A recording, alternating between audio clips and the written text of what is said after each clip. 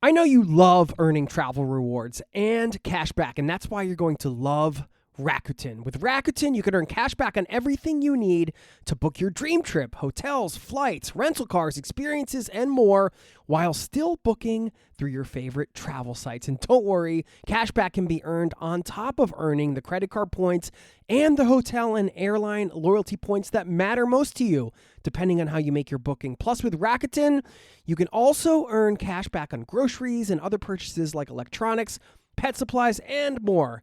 And the best part, you can join today for free and start earning cash back on top of your travel rewards. Go to Rakuten.com or get the app. That's Rakuten, Rakuten.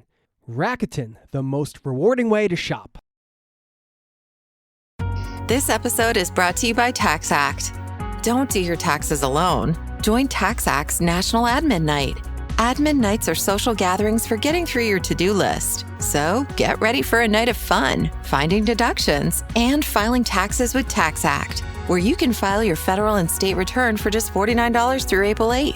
Let's get together and get them over with.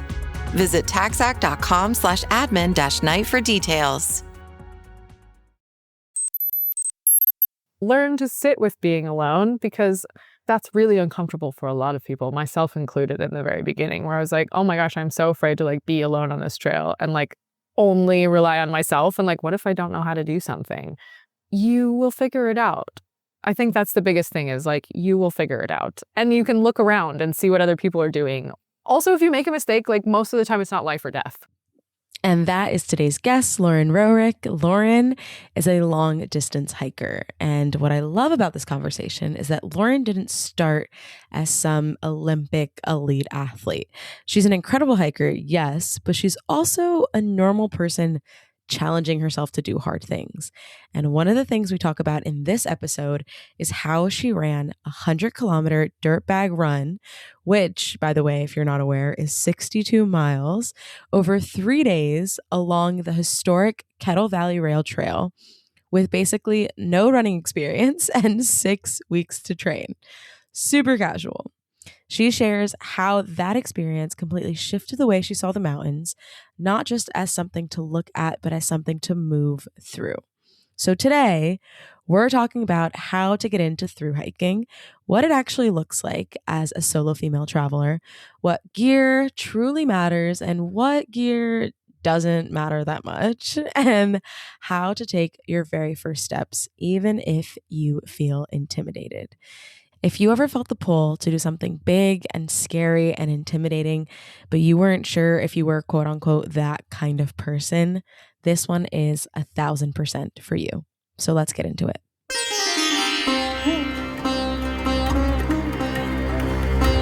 You're listening to the Zero to Travel podcast, where we explore exciting travel-based work, lifestyle, and business opportunities, helping you to achieve your wildest travel dreams. Hi, welcome to the Zero to Travel podcast, the show to help you travel the world on your terms. If you haven't heard my voice before, I'm Dianni Hall, a former full-time traveler who spent 7 years backpacking around the world and the host of the While She's Away podcast, where I talk about solo female and queer travel. I'm so excited to be a part of the Zero to Travel Host Collective, a rotating cast of guest hosts bringing you new destinations, fresh perspectives, and practical advice to help you travel the world on your terms. You can find out more about me at the While She's Away podcast, and do not forget to sign up for the free newsletter at zerototravel.com/newsletter for travel tips, trends, and money-saving advice. All right, are we ready to get into it? Let's go. As I said at the top of the episode, today's guest is Lauren Roerick. Lauren is an adventure filmmaker, long-distance hiker who has traveled over 12,000 kilometers on foot across countries and continents. Yes, I did say on foot. Through solo journeys and long backcountry trails around the world, she shares stories about resilience, self-trust, and choosing a life driven by curiosity and courage. Her work encourages women to step outside of their comfort zones and say yes to big, meaningful, albeit somewhat terrifying adventures. In this episode, we talk about how her first 100-kilometer dirt bag run opened up a completely new way of traveling through the mountains, how her journey into thru-hiking began, and how someone with limited experience, maybe just a week or two, can actually get started.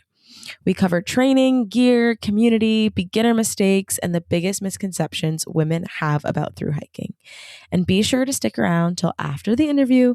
I'll be sharing my biggest takeaways from this conversation and how it connects to the hard things I'm doing in my life right now. All right, here's my conversation with Lauren. Enjoy.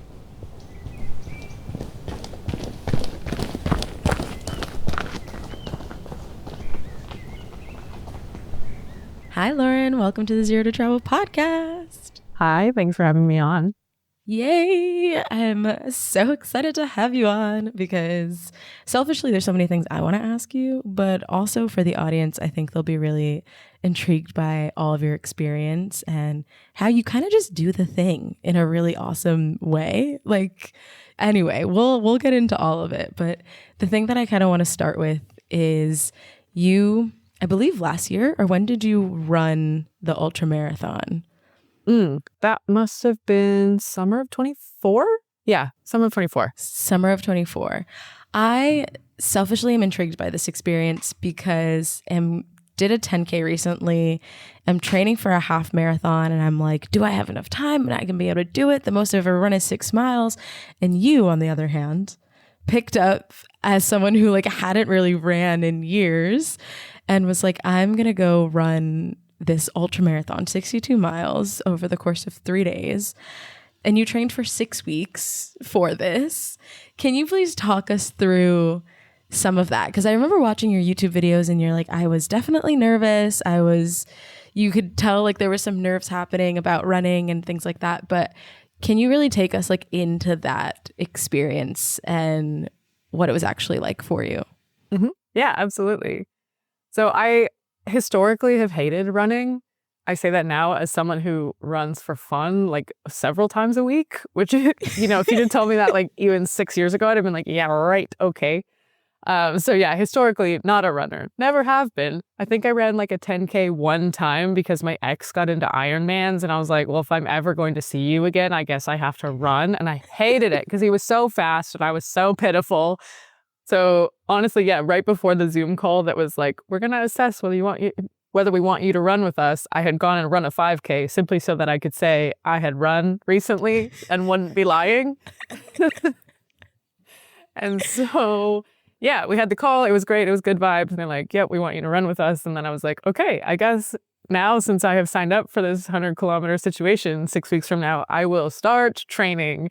And so I went to a bunch of run clubs in Vancouver and I ran around the seawall a bunch and I forced myself to run a half marathon just to make sure that I could. And I didn't die. And so I sort of figured, okay, it will be fine. And part of the thing, because the parameters of this run were, it was we had 48 hours basically to run 100 kilometers and it was going to be in a small group with low stakes. It was not a race. You could kind of take your own pace, do your own thing. So the first day was something like 28 or 30 kilometers. The next day was 42. And then the last day was the remainder, another 30 kilometers or some odd. And so I figured I can hike those distances in a day. I know I can finish that. I won't be the first or the fastest. So I just sort of allowed myself to go into it and know that I would be bad at it, but that I could finish it. And that was sort of the mentality is it's okay if I'm embarrassingly bad at this. I can hold my own. I won't die. So that was kind of it. So I was definitely the slowest one, but I was not slow by such a large margin that it was, I was holding everyone up or anything. I was just chilling. Yeah. I mean, you also already had, like you said, a level of fitness going into this, first of all. So that kind of gave you some grounds and some confidence. It wasn't just I haven't done anything physical in forever and now I'm going to run an ultra marathon. So having that base was important, but also it also feels like there's just a level of delusion almost, that you have to be able to have and lean into. And I'm wondering too, is that something that just from thru-hiking or that you've always kind of had of just oh yeah, I can do that? Because I think most people wouldn't translate the hiking experience to running experience or wouldn't sign up for an ultra marathon after not having run in a while. And so there's just this almost audacity that you have that I find so fascinating and amazing to the way that you're able to do things. I don't know. Thank you. Yeah, I think delusion and audacity are exactly it. I have always sort of had a how hard can it be mentality, or like an I will figure it out. Because okay, maybe it will be hard, and I know that, but I can also figure it out most of the time. And I don't know if that's just the way I was raised or the way my brain works, or just, historically I have been able, every single day of my life, I've been able to figure it out so far. I'm still here. So I don't know. It might just be I'm delusional. Real. And I loved what you said in one part of the YouTube video. Is like you feel like this running was a new way of traveling for you, a new way of kind of seeing, forests and traveling. And what is it about that form, maybe running versus in comparison to hiking, that I don't know, was intriguing as a different form of experiencing the world or nature while you're moving? Firstly, it's so much faster. It was just nice to be able to move at a pace and not have a big heavy backpack on. I just felt like very free. I'm like, oh, I'm like flying through here. All I'm carrying is snacks and water. I don't have like all of my gear on my pack. So that was obviously a very nice comparison or contrast to the way I was moving through the mountains before. But also, when I have that level of fitness and comfort, then running is just kind of easy. And you do get that. Like, I'd never had like a runner's high before, and now I get that sometimes. And I'm like, ooh, okay, now I kind of get why people like running. I still prefer to do it in a group because it gives me like social pressure to show up and do it. But it's also like my socializing time now, which is really nice. All these run clubs in Vancouver, that's how I see all my friends without having to like schedule hangouts. Like everybody's just in one place. They're all there, and I could show up like, oh my gosh, hi guys, I get to see you and do my exercise. So it's really efficient. I love that. And so this, like we talked about, you just moving through the world with this audacity, how hard can it be? Did you have the same approach to through hiking when you first started, or can you take us back to, now that we talked a little bit about your running experience, to your through hiking experience? And you've done so many different trails, Pacific Crest Trail, Colorado, Hex Trail, all of these. You just also mentioned like New Zealand. You've done so many. What did the beginning of that look like? And did it take a little bit of just audacity, and how hard can this be to enter that as well? Yes. Yeah, I'm sensing a pattern. I'm sensing a pattern. Yeah. Ask my mother. She'll tell you. I sort of figure if other people have done it, then I can also do it. And, there were other people of my, similar age and experience level that have done it. And I just sort of broke it down into smaller steps. So I'd never done a multi-day backpacking trip before when I decided to sign up to hike the PCT. I had never camped alone. I had never done any of these things before, but I thought, after like looking into it, I figured all of the pieces are things that I can do. It's more the combination that makes them scary. So like breaking it down into the little bits is like, okay, I can sleep in the woods by myself. That's fine. I can, carry things in a backpack. That's fine. I can hike a trail. That's fine. And so we're just sort of stacking these things on top of each other that are small things that I can do.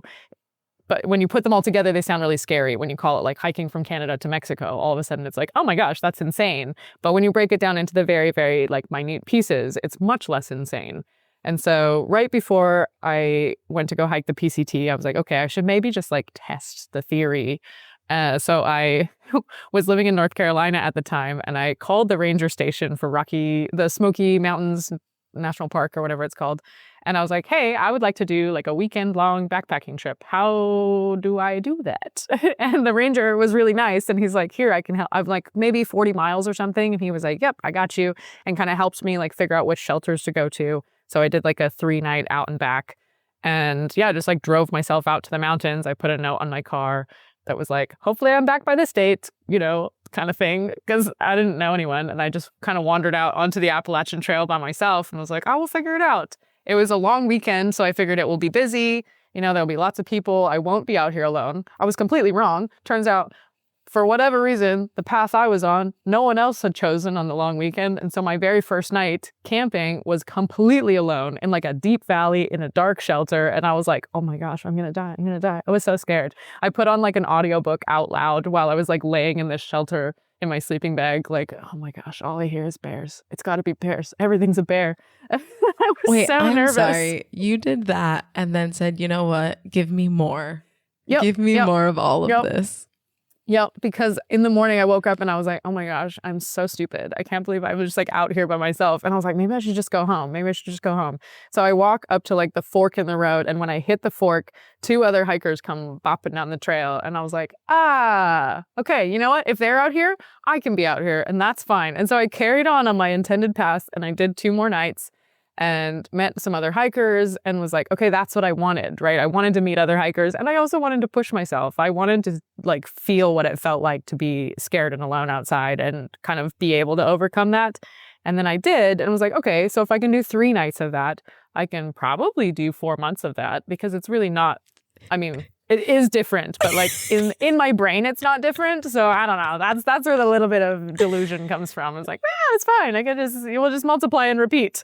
I think there's a difference between 3 days and 4 months. I believe there's a difference there. There's a difference, yeah. But that's what I tell myself, and that's how I convince myself to do these weird things. I do love this approach, though, because it does, like you said, it breaks it down into smaller pieces. Like, I know I can do this. I know I can do this. And sometimes that proof in the pudding, like showing ourselves like, okay, I have done that. I've done this. That means I can do this plus this. And I, like I said, had looked through all your content and I was like, wow, how has she done all of these like massive things? But it really only is doable by breaking it into smaller chunks that you handle at a time.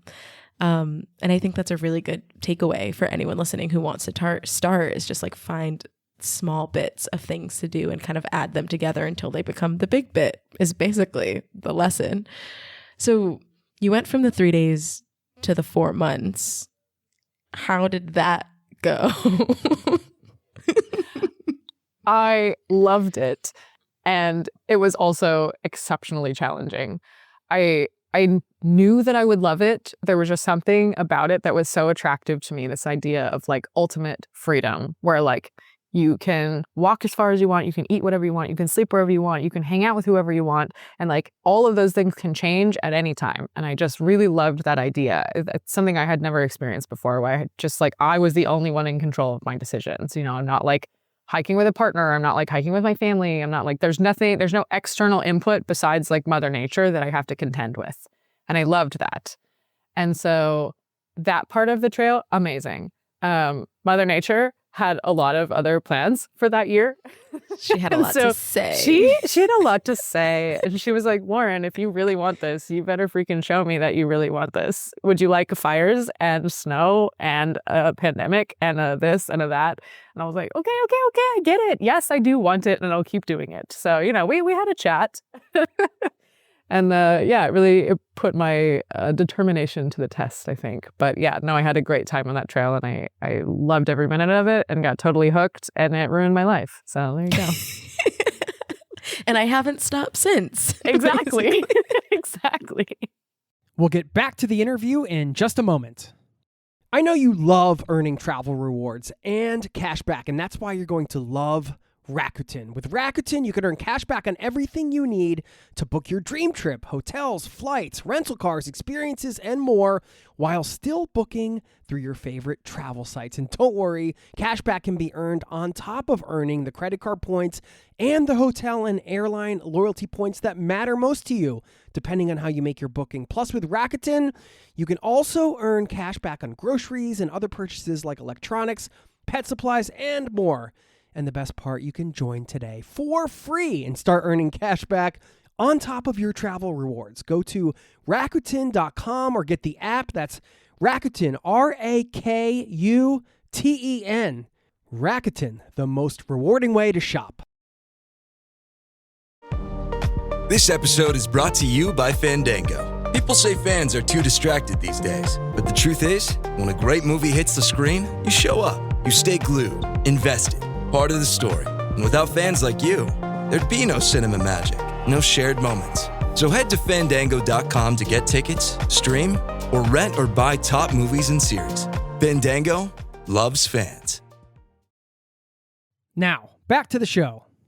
I don't know if you've ever listened to Glennon Doyle's podcast and like the We Can Do Hard Things. And that saying comes to me and is something I say to myself all the time. And specifically, I semi-recently, last year, did my first thru-hike-esque thing. I did the W Trek in Torres del Paine National Park in Patagonia. And it was the hardest thing I've ever done. And I wasn't fully in shape for it, but it was multiple days. And that was the thing that I kind of kept saying to myself through it of like, I can do hard things. And I was doing it with my partner at the time. And I'm really curious in those moments, like when you're in it and it's hard, like what's the hardest kind of mental moment that you're going through on the trail, and how are you working through those moments? Because I know, and I want to get into later on, we'll talk gear and we'll talk how to start and we'll talk all those things for beginners. But I feel like when you're actually in it, the hardest part, I'm assuming, correct me if I'm wrong, is kind of the mental aspect of it all, of like actually getting through it. So how are you dealing with that? So I have practiced yoga for many, many years. And one of the things that some of my instructors would say is like, find comfort in the discomfort, right? When you're stretching and you're sort of not pushing yourself, but you're trying to find that kind of limit. It's like, find the comfort in discomfort. Where is that? Is it in your breath? Is it in your mind? Is it somewhere? Where in your body or in your mind can you find a piece of comfort while you're uncomfortable? And I always sort of have that in the back of my mind, I guess, like, where is the comfort in this discomfort? And I like to use that as a mantra of just, finding a piece of the situation that I'm in that I can sort of latch onto and find a bit of solace or a bit of comfort or a bit of something. And then the other thing is sometimes you just have to tell yourself to like get a grip and tough it out. So there's the soft approach and then there's the hard approach. And I go back and forth between the two. There was one section of the PCT where my feet felt like they were ground beef. Like I was so in pain and my feet were so sore and I was so tired. And I just was like, Lauren, this can hurt fast or it can hurt slow. So like, get your ass in gear and let's go, because it's not going to hurt less. It's just going to take longer. So, there's a combination approach where, I don't know which one is nicer, but sometimes in the moment you need the hard one and sometimes you need the soft one. And you've just kind of learned, there's something to be said about learning yourself and like what kind of approach you need in each moment. So that is a beautiful thing. And I also think there's a level of like trust within yourself that you kind of have to build to like know that you're capable. And I guess my question is like, how has thru hiking changed how you trust yourself on the trails? In such a big way, because I can always look back and think, you've done this before. You've done something this hard. And you can do that on any hard thing you've encountered in your life, right? Is kind of remember you've survived that. And not only survived that, but like you thrived or you figured it out or you solved that problem. You've done these things before, ergo, you can do them again. And so I think that's where the trust comes from, is just knowing that I have overcome these types of situations and I will continue to be able to do the same over and over again if I listen to myself. And I also think that by spending so much time alone, especially in nature, I think it really attunes you to your intuition and that like inner voice, because you get to spend so much time like unstimulated and so much time like away from external input. And we're so overwhelmed all the time that I think that voice gets drowned out. Whereas if you're like alone in the woods and you don't really have anyone else to rely on but yourself, you have to listen to it and you get really in tune to that voice. And so I think, her and I, we were very in tune with each other. And that has taken just a lot of listening and practice and checking in and, just like an internal process that I've been working on for a long time now. I'm glad I asked that. I think that's a really great answer. Do you feel like your relationship with fear has also changed through your thru hiking experience? And I asked that because, like you said, that first night of just being alone and everything's a bear and being so afraid and then continuing to do the thing, even though it's scary. There is power in being able to continue to do the thing, even though it's scary. So do you feel like your relationship to fear has changed? Have you found yourself to be less afraid, or what has that looked like? Yes, I don't know if I am less afraid generally, but I am more comfortable with being afraid. And so I'm not sure if the fear ever goes away fully. You know, there's always things that I'm still nervous about. Even now, like I start a thru hike and I'm nervous. And that's partly just because I'm walking into an unknown situation. But sometimes even when I like have been on a trail for a while and I get off and I go to town and I get food and I have to come back to the trail, I get like a deep anxiety every once in a while where I'm like, ooh, I am super uncomfortable. And it doesn't really stem from anything specific. It just, you know, sort of happens. And I have this feeling in my body where I'm like, ooh, like things are not feeling good. And I have to sort of, talk myself through it and remind myself of like the ways that I'm safe and the way, like the things that I know, and, you know, go through a process of just like calming myself down and like grounding myself and reminding myself like, you are okay. And yes, this is scary. And also that's fine. It's okay to be scared, and not trying to like shove that away and like, don't be scared. It's like, it's okay. You can be scared. You can be afraid of things. You can feel that in your body, and you can also like process it and let it go. Yeah. Fear is an emotion, kind of like anything else that you're going to feel, angry or sad or whatever, happy. And it's okay to just feel it and move through it. I think a lot of times we think something's going to be scary, or we're like, fear, there's a potential for fear, and then immediately turn the other way. And we're like, okay, well, I'm not going to do that because that's scary and I'm scared. So I'm not going to do something if it's scary. So this is just like, yeah, that's scary. And basically. Yeah, exactly. And what are we going to do about it? Because there's nothing wrong with being afraid, right? I don't think we have to paint it with this brush of like, you should never feel afraid, because I think if you never feel afraid, you're probably a psychopath. Like that's not a good thing. Fear is there to kind of be an indicator, right? It's not necessarily there to stop you, but it's there to make you pause and reassess a little. So just use it in that way. Ooh, all of this is so good. I haven't really even gotten into like my questions for, beginners or whatever, but I think all of this kind of addresses the mental aspect of a lot of it, and is also really helpful in tandem with all of the like practical things also. I did have one more question just to go back to what you said. It's like we were talking about how this has allowed you to trust yourself more because you're feeling so much more connected in the we that you've experienced, and we're kind of overstimulated all the time.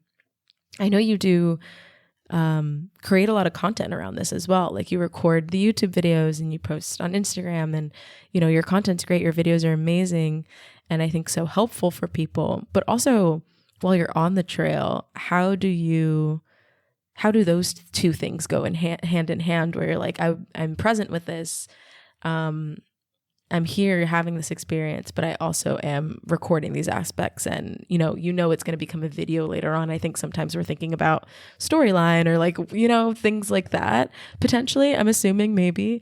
So how do you find a balance? If you have, I feel like balance is a myth, but how have you find any sort of like process with that to still be present and have the content?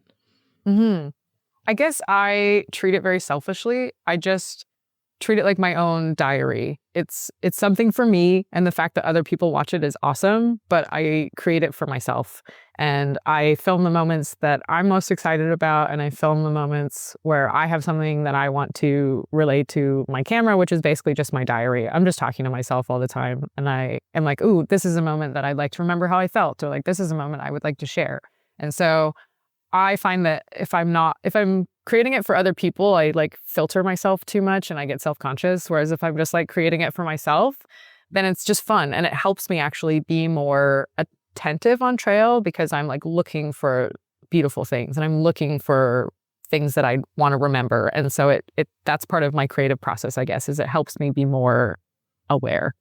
There is intuition to that too. It seems like every aspect of it, you kind of made it almost meditative or like awareness building. It's like, this isn't, and even when you were talking about your experience on doing the ultra marathon and being like, this isn't about me being first, this is just me doing it. It's for me and my experience. There's something really powerful in that of like, it's not about the views that are going to happen or the comments that are going to happen or X, Y, and Z. It's me documenting my experience. And then it takes all the pressure off of the content, quote unquote, that you're creating.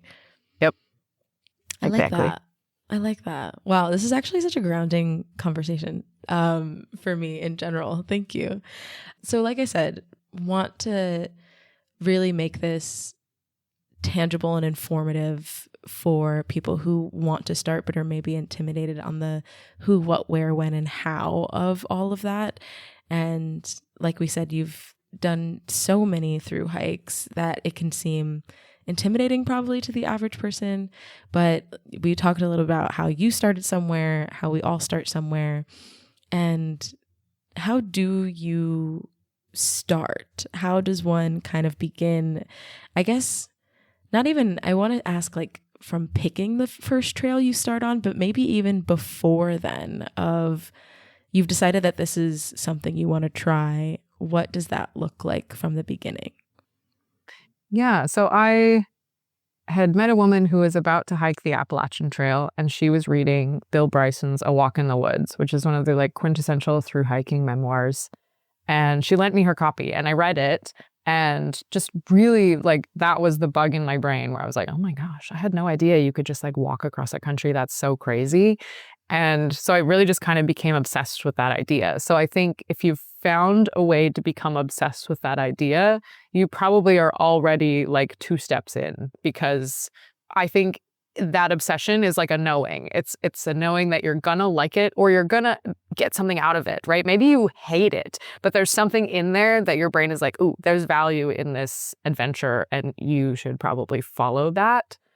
So I read that book and immediately was like, okay, yeah, I don't know when I will do this, but in my head I was like, I will do this before I'm 30. And I was like 25 at the time. So I was like, that's plenty of time. Yeah. 5 years goes by really fast. Whew, I'll tell you. Life is like you thought. Yeah, right. Oh, the universe loves to do that to me. She's real sassy. She's like, oh, you thought? Did you? Real. Yeah. And so, yeah, I turned 30 and was like, oh, crap. Yeah, I told myself I was going to do that. And I've been like in the research rabbit hole. And I think that's the other thing is you can get so sucked into this research rabbit hole thinking that you're going to find all the answers somehow before you get out there. And that is simply impossible. There is only so much preparation you can do. You know, there are so many blogs and so many videos and so many like podcasts and so much you can consume that almost makes it feel like you're accomplishing something. But at some point you're not. You're not. And the going out and then doing it is the only thing that's kind of going to get you past that hurdle. And I don't care if that's like you take your car and you drive to a campsite and you like set up your tent outside and you sleep there overnight and then you drive home in the morning. That is a big accomplishment that like most people have never done. Or if you sleep in your backyard in your tent as like a test to see how it feels to sleep on the ground outside. You know, you can break it down really small if you want to, or you can like full send it like I do. You know, that's also an option because I find that somehow easier for me is to just like full send, because it's almost like if I take away option B and C, then I only have A, and then I'm sort of forced into figuring out how to do it. So I don't give myself a lot of backup plans because it forces me to figure out plan A. You really strong arm yourself into like, it's this or it's this. Those are the only options. Like before I went to hike the PCT, I got rid of my apartment. I sold all my stuff. Like I didn't have a plan B. I didn't have anywhere else to live. I didn't have anywhere else to go. I was like, it's this or you're homeless. So figure it out, you know? So you're going to go do it. So you're going to go do it. And I think, you know, that's maybe not the approach for everyone, but it's the approach that works for me is like, they say burn the ships, right? If you're so confident you can do it, burn the boats. So there's no turning back.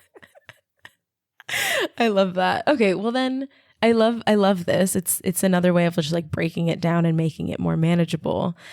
Let's start then with like picking a trail. Like I know there's so many, like you said, there's so much information out there. There's so many options. It's like I could do this or I could do this.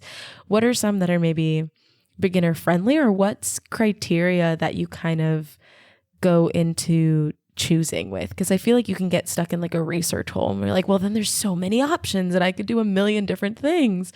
What is it that you kind of look for when picking something? Or is it just like you said, you kind of get obsessed with like one specific trail and lean into that? I think you have to do, I guess, maybe an assessment or an audit of what you want out of a trail. You know, do you want something really social? Then you're probably going to want like a North American trail. Do you want something that you have like big mountain views? You know, maybe that's a Colorado trail. Do you only have 3 weeks and that's all you get for vacation and you don't want to quit your job and blow up your life? Like that's also a big consideration, right? Not everyone can take 6 months off. That's, you know, some people have like kids and pets and partners and houses and, you know, I don't have any of those things. So it makes it really easy for me to be like, bye. Whereas, you know, not everyone has that, has not made that choice. And so, you know, something like the JMT where it takes, you know, 2 to 3 weeks might be like really great. You know, are you able to get a permit? Do you want to travel internationally? So there are those types of things you want to think of. Are you comfortable navigating in a foreign language? You know, do you want to be somewhere where maybe your family's not too far away so that like if you run into an emergency, someone can come pick you up? These kinds of things. So I guess depending on where your audience is based, you know, if they're North American, there are so many great long trails in the US that you can choose from that really can kind of fit any budget, any timeline, any experience that you're looking for. And also knowing that like you don't have to do the whole thing either. Maybe you want to just do a section of the Pacific Crest Trail. Maybe you just want to do the Sierras because it looks awesome. Or you just want to do Washington because, you know, you've seen the Cascades and they're gorgeous. Like it's okay to just pick and choose the best bits as well. Yeah. I was thinking that when I was looking at your experience and you did the Hexatrek in France, and it seems like it's broken out into kind of stages. And I was like, I probably wouldn't do that entire thing, but I haven't seen much of France. And if I wanted to see France, like, is that an option to do one of the stages if I want to, and I don't have to do all of them? And maybe there's some stages that are less or more difficult than others, potentially. So I like that idea too, that it doesn't have to be so all or nothing. It doesn't have to be like, this is going to take months at a time. It can just be like a portion of the trail and you do a week or two. And that's also okay. Exactly. And also awesome and a huge accomplishment. You know, I find that I get sucked into this really small world where like all of my friends are doing these like crazy things. And so in my mind, the things that I do are like very normal and everyone does those. But that's not actually the case at all. Like 99.9% of people do not go backpacking even for a night. And so, yeah, when you like string together 4 months of it, it becomes really unusual. And so I think we can get into this like comparison thing where we're like, oh, all of these people on the internet are doing this big crazy thing. And if I don't do something big and crazy, then my experience is not valid. But like, you know, doing an overnight or a weekend is equally valid. And you can get the same things out of it, really, if you want to. Yeah. I preach the same thing about travel in general, where it's not like, it's like full-time travel where you've sold your house and live out of a backpack for a year is not any ranked any higher than like I did my first solo trip to the state over or something like that, where it's like all of it's travel and all of it's valid and one is not better than the other. So I like that reiteration of that, but just in, you know, through trail or hiking forums or different things, different ways of doing it. And you keep kind of mentioning, you have mentioned like other people, or if you want a trail to be more social, how important is kind of trail community, I guess, when choosing a first hike? And can you kind of take us into that world a little bit? Because I don't know anything about the trail community. Yeah, it was something that really attracted me to thru hiking in general. I think I was at a place in my life where I was really craving community.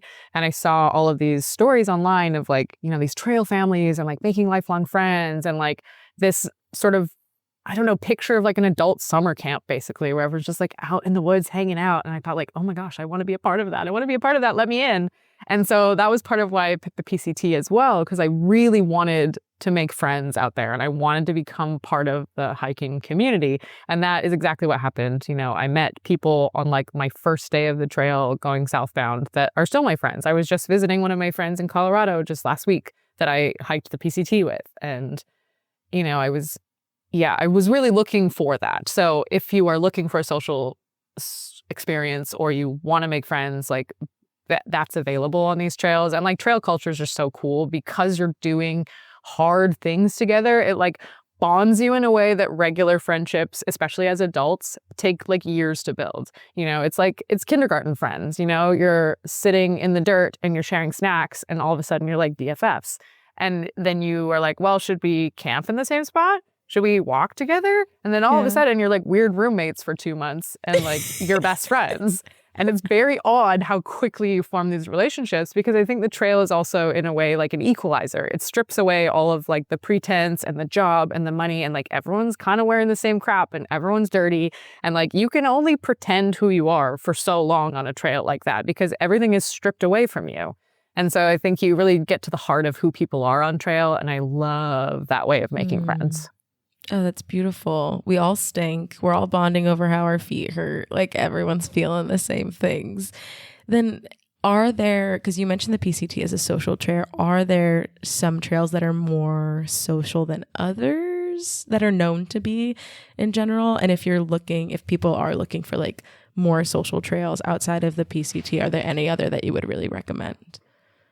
The Appalachian Trail, like, I don't know if you could camp alone, honestly. There's so many people that are doing it now that it's like, if you were looking for a solo experience, don't hike the Appalachian Trail. You'll have a bad time. So there's like those two, I'd say like Appalachian Trail, most people, PCT, like second level. And then if we're just talking like Triple Crown, big long trails, then the CDT is like a lot of solitude. You won't meet very many people out there. The JMT, you'd have like quite a good number of people doing that. The Colorado Trail would be kind of like a mix. Like you'd find people, but you wouldn't be overwhelmed. You're not fighting for campsites kind of a thing. So you can kind of decide what level of socializing you like. And yeah, whether you want to be like worried about, the campsite that you're aiming for is going to be full of people or not. Yeah. So I guess that's kind of my answer to that. Okay, that's helpful. Can we talk training for a second? So what does that look like, and whether it is a week long versus 3 weeks long, whatever the case may be, beginning to train for something like that, maybe if you have no experience or only done smaller hour-long hikes, what does that look like? Yeah, I think the best training is really time on your feet, because that is what breaks down the fastest. Like your feet are what get tired because they're not used to being stood on for utilized 12 hours a day. Long? Yeah, especially with weight. So anything you can do to be on your feet a lot and with weight is going to be important. And also I would add weight training. I think that's like an easily skipped part, is people think, oh, it's just walking, but it's like you're doing reps all day long with like weighted reps all day long. So your knees they're getting real tired, and a lot of people struggle with like shin splints or knee issues or like plantar fasciitis or things like that. And so adding some weighted reps, whether you're doing like step up, steps down with like some weight on your shoulders, something to like really get all those little muscles in your knees is gonna help you a lot over like, because it's just repetitive, and like it'll just start to wear down on you if you haven't built up like a good foundation of muscle. Is there a length of time before beginning any sort of thru hike that you're like, I should train for X amount of time before starting? I don't know. There might be, but again, I'm the person that's like, I'll figure it out. Like, I'll run the ultra marathon in 6 weeks, so it's fine. Exactly. It's fine. Because you can also figure it out on trail if you have the self-discipline to go slowly in the beginning. But it's difficult because you will meet people on day one who are already fitter than you, who are already faster, who already have experience, and maybe you really like them and you want to keep up with them. And that is when you end up getting injured, is when you're trying to do something that's a little bit or like a lot of it too far outside of what you're capable of doing, but you're like trying to keep up with other people.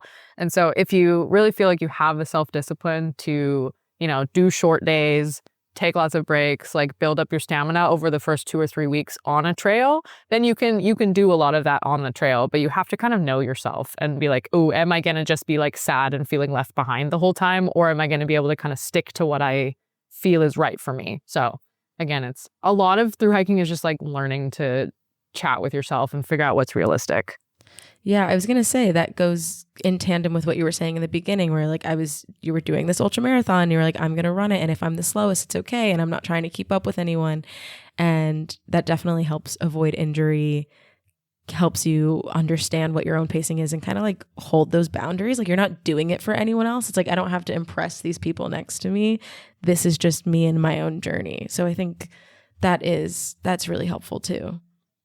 We'll get back to the interview in just a moment. Now, back to the show. I did want to ask in terms of maybe misconceptions you see beginners have about through hiking that maybe stops them from beginning. I think, especially now, because ultralight hiking is so popular and there's so many like really lightweight pieces of gear you can buy, and you can spend $10,000 on your backpacking kit like easily. Yeah, which is crazy. Like, I guess my thought is anything you already have is the best gear, because somehow like through hiking has shifted into almost like overconsumption. And I'm like, guys, I thought we were supposed to be hanging out in the woods. Like, that's the point of this, is to like disconnect from all of that. And now somehow, capitalism has got its claws in through hiking as well. And I'm like, guys, come on. Yeah. And so like I've used pretty much the same backpacking stuff since the PCT, and it's been, 6 years later and I'm still using almost all the same gear. So I think it's, again, you don't have to have the best gear. You don't have to have the most ultralight gear. You don't have to spend $10,000 on stuff. You can use used gear. You can pick up things on Facebook Marketplace. And yes, maybe your pack will be a little heavier, but it doesn't mean you can't do it. You might be a little slower or whatever. And of course, you want to get it as dialed in as you can, but not to the point where you're like, I don't know, putting yourself in debt, or like that's a barrier to entry, right? My first backpacking trip, that Appalachian Trail bit that I did, I rented everything from REI for the weekend for like less than $100. I rented a backpack, a sleeping mat, a sleeping bag, and a stove. And like the rest of it, I was wearing like my regular leggings and like a t-shirt, like I was wearing like Nike worn out sneakers, none of it was top of the line backpacking gear. And so that, if you're really stuck on getting the best gear, you're never going to get out there unless you have like $1 million floating around. Like, fine, go wild. Then go buy all the things. Right. Most people don't. Yeah.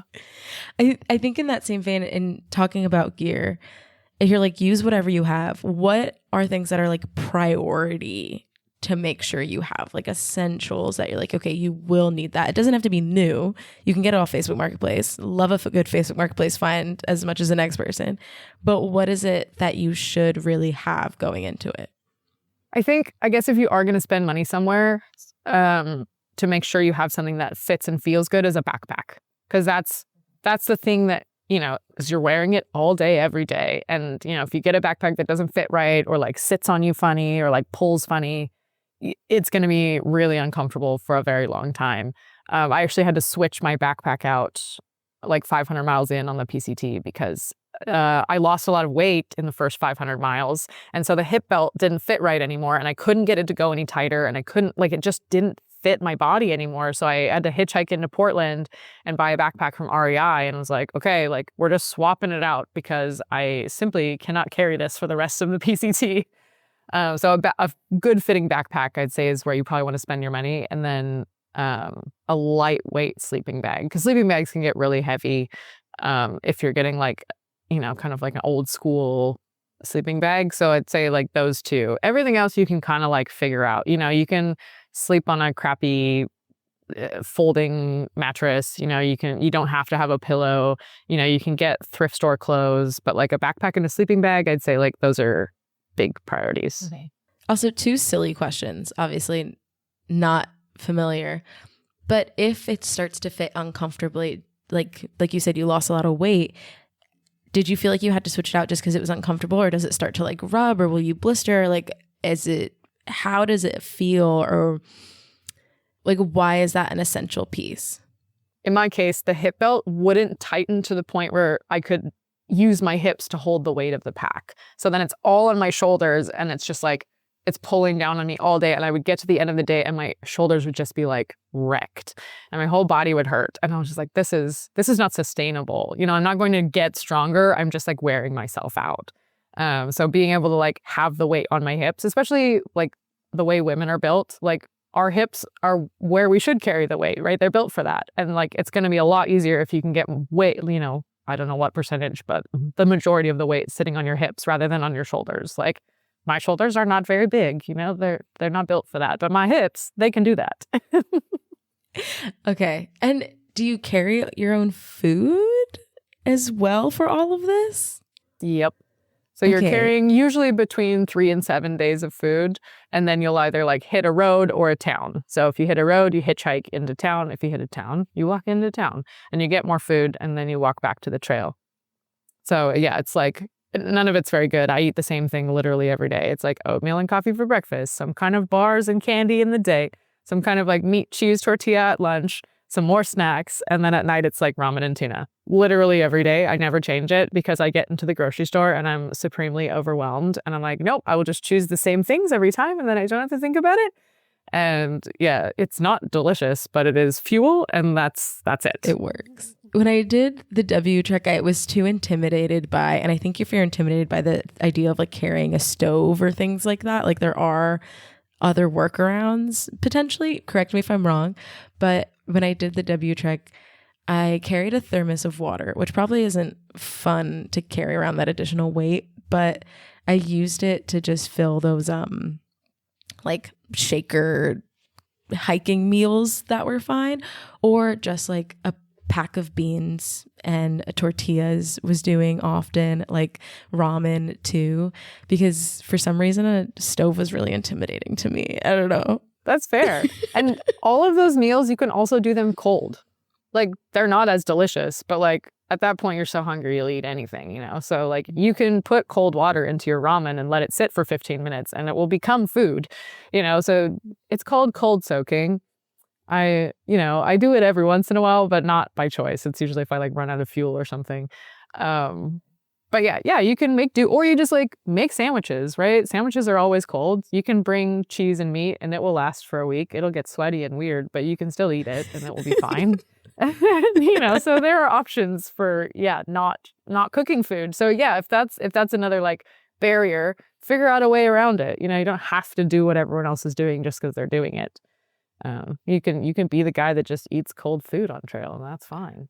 And sustenance at the end of the day. It's just fuel. Like whatever you can get into your body, just eat that. Like I remember on the Colorado Trail, I was feeling like weird about the altitude, and I was just like, nothing in my bag looked good, and I was like, I need calories. So I just was like, just sort of made a rule for myself that was whatever is the least gross looking thing, that's what you'll eat. Doesn't matter what time of the day it is. So I was eating like Oreos for breakfast and like, I'd eat my ramen for lunch just because I was like, whatever looks okay, that is what I'm putting in my body because I just need the calories. It doesn't matter if it's like designated dinner. It's what I'm eating right now. But when you're doing long, like 4 months, like that's what you're doing. It's basically just those same things the entire time. The whole time. Yeah. Yeah. I've eaten ramen and tuna like hundreds of nights now, and I still don't get sick of it, weirdly. I could eat it right now and be like, yep, this is delicious. Yeah, like, yeah. That's my thing. Oh my God. Okay. Good for you, honestly. Yeah, I know. You're like, wow, that's disgusting and weird, but okay. Love that for you. You're really doing it. Okay. I think, is there anything else that maybe you wish you'd known as when you were first starting out that you think would be helpful for the listener to hear? I don't know if I've ever done a trail where I didn't meet any other people. So it's like, you will make friends if you want to, or like, you don't have to be alone all the time if you don't want to, but also, I guess, learn to sit with being alone, because I think that's really uncomfortable for a lot of people, myself included in the very beginning, where I was like, oh my gosh, I'm so afraid to like be alone on this trail and like only rely on myself. And like, what if I don't know how to do something? You will figure it out. I think that's the biggest thing, is like, you will figure it out, and you can look around and see what other people are doing. Or also, if you make a mistake, like most of the time it's not life or death, right? I think we build it up in our heads like, oh, I'm in the woods, so like if I make a mistake, I will die. No, you like 99% of the time you will not die. You might just be a little uncomfortable or a little bit hungry or a little bit cold. And like all of those things are tolerable. You'll be fine. Yeah. Or a little bit scared or in a little bit of pain, but like, yeah, but those things are all okay. Yeah. They're part of life, and you'll get to the other side. And that's where what you said earlier of like, go out and do one night camping on your own, be afraid, see how it feels, and then do it again for 4 months in a row. And then like, you've done it. And then you're fine. And then it's over. Yeah. And then you did the thing. Oh my goodness. Okay, Lauren, thank you so much. This has all been so helpful and informative for me, and honestly inspiring for me. Just listening to you, that makes me want to get out there and do more. I think the W Trek was kind of my intro to this world a little bit, and it was an incredible experience. Like, it's so fascinating how something can be so hard and challenging, but also so enjoyable at the same time, like running as well. I definitely want to do so much more of it. So this definitely inspired me, and I thank you so much for everything that you shared. I have 2 final questions for you. One of them is, if someone's listening to this episode and thinking, I want to do this, I want to try this, but I don't know if I'm brave enough, what would you tell them? You are?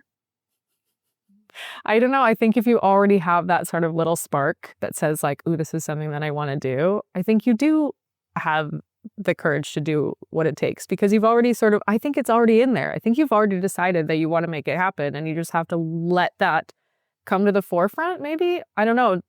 There's so much negativity, and there's always going to be a reason not to do something, and there's always going to be external influences that tell you you're crazy. But I think that little voice that says like, oh, I really want to do that, like, you just have to listen to that, because I think you're already brave enough. That's what I think. Yeah, I love that. And last question, are there any maybe more, I know we talked about a lot of different trails and things that you've done, any off the beaten places, doesn't even have to be hikes necessarily, but hikes potentially that you would recommend to people to try or to discover? So I did a lot of unusual hikes in 2025. I sort of was searching for things off the beaten path, so I went to a lot of unusual places. I used to live in Taiwan, and I love it there. So I always just like recommend going there, because I feel like it's kind of under the radar a little. You know, it's so close to China and Japan and Korea, and like those are, you know, kind of the social media famous places to go to. But like Taiwan, very cool. There's so much good food. It's extremely safe. They've got beautiful mountains. I did a bike packing trip there that was really fun. And now, like, I used to live there like 10 and 12 years ago, and there was very little English. But I went back just in May, and like, there's English everywhere. So if you're like concerned about not being able to like speak Chinese, it was way easier to navigate than it was 10 years ago. And I was like, oh man, this would have been so chill if I had lived here like this year. Did you speak Chinese last time you were there? Yeah. So I still do. And it was nice to like get back and use it again. But also I was like, oh, this is so much easier. And maybe it's just because I have more confidence than I did when I was like 20. But yeah, so Taiwan I'd recommend. And then I spent most of the summer hiking in Georgia. And that is so beautiful. Like, it was not even on my radar really, but I found the Transcaucasian Trail and I wanted to like do some sections of it. And there are some sections that are definitely better than others. But Georgia as a whole, I really enjoyed like traveling there. Tbilisi is a cool city. There's lots of like good vibes and fun stuff to do. The mountains are really big and beautiful, and they've got some like beginner level treks as well that are really accessible, and like, you know, you can even do them like guest house to guest house. So you don't have to camp. You can just like kind of experience Georgia in the mountains. The people were nice. The food is so good. Food is a big one when I'm traveling, right? Like Taiwan has excellent food. Georgia has great food. So those would be my like 2 to go, you know, take a look at. Why did you say some parts of it are better than others? Because some of them are really not well maintained. The trail maintenance was lacking, and I did a lot of bushwhacking. Oh, noted. So if you're not a confident navigator, don't do the whole Transcaucasian Trail. But, you know, if you want like something that's beginner friendly, do like Mestia to Ushkuli or something like that, something in there. Or like Juta is a great spot to kind of look for hikes. So those 2 are beginner friendly. The rest of the TCT, I would say, like, if you've done a thru hike or 2 and you're comfortable with international travel, then go do the TCT. So that's my caveat on it. Okay, cool. Helpful. Awesome. Thank you so much. This was, like I said, a really grounding conversation for me, just because you talked a lot about like knowing yourself, following your intuition, all of the things. And I think it's advice we give a lot of time to travelers or solo female travelers in general, but it relating to this thing that you can be so afraid of or afraid of trying, and your advice of just being like, look, I've done it. You can do it too. It's fine. Was really helpful. So thank you so much for everything you shared. And can you give where people can come find you if they want to see more of your content, see more of the hikes that you've done, and learn more about you? Awesome. Yeah. Thank you so much for having me. This was a really fun conversation. Yeah. You can find me on Instagram at Lauren Roerick, so Roerick, and then YouTube is the same. I've got vlogs of like every trail I've ever done, too many of them, and that's also Lauren Roerick. So those are the easy ones to find me on. Amazing. Thank you so much, Lauren.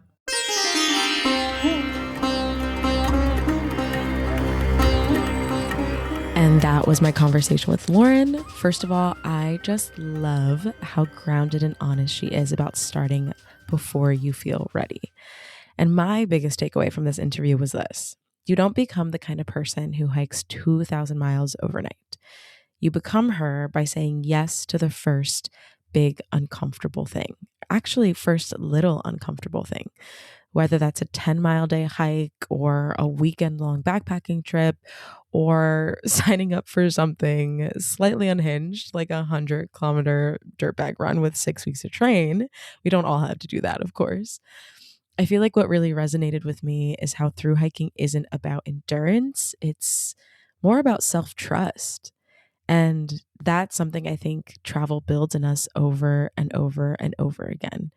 And I am someone who has been leaning into doing hard physical things myself. I signed up for a half marathon that I'll be running at the end of April, and this will be my first. So I can totally see the overlap so clearly. I'm starting to understand from my own experience and from listening to Lauren that the confidence doesn't come from already being strong. It comes from proving to yourself that you can do hard things. So my quote for this week's episode is something that I am repeating to myself often lately, and it's that I can do hard things. It's from the podcast called We Can Do Hard Things by Amy Wambach and Glennon Doyle. And I hope that this interview encouraged you to believe that you can do hard things too. So I hope you take this mantra, I can do hard things, through your life, through your day, through your hikes, through all of the things. Thank you so much for listening. I'm so grateful that you're here, and I'll see you in the next episode. This podcast has been brought to you by ZeroToTravel.com. Ideas and advice to make your travel dreams a reality.